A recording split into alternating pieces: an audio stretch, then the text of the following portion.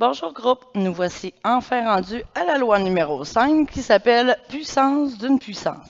Alors pour cette loi, juste pour vous expliquer dans le fond, c'est quand je vais avoir deux bases différentes avec un seul exposant à l'extérieur, je vais aller distribuer l'exposant à chacun de mes termes.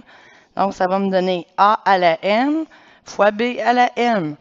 Donc particularité de l'expression, c'est qu'elles ont le même exposant.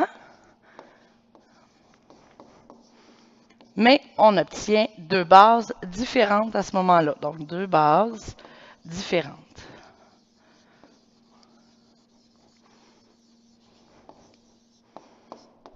Donc, la démonstration, supposons que j'ai x, y, tout ça à la 3.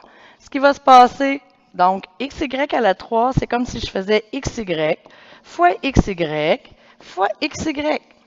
Donc, si je rajoute mes exposants que j'ai besoin, mes petits 1, on se rend compte ici que ça va me donner des x à la 3 et des y à la 3.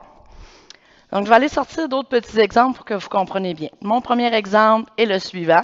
Supposons que je vous mets 2x et que je veux mettre ça exposant 3. Il ne faut pas oublier que l'exposant va aller aussi au coefficient de la variable. Donc, ça va me donner 2 à la 3. Donc, désolé, j'efface ceci. Donc, ici, je retourne dans mes crayons. Donc, ça va me donner 2 à la 3, x à la 3. Ensuite, on va pouvoir aller calculer 2 à la 3, qu'est-ce que ça donne? Ça donne 8. Donc, la réponse nous donne 8x3. Deuxième exemple.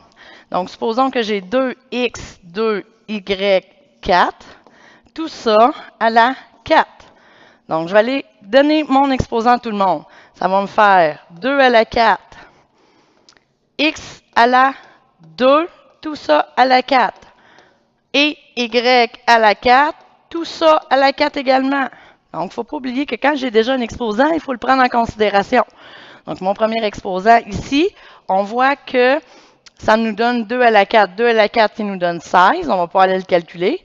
Ici, j'ai deux paliers d'exposants. Donc, si on se rappelle avec la loi numéro 4, c'est qu'on pouvait aller multiplier les exposants. Donc, ça nous donne des x8 et des y à la 16.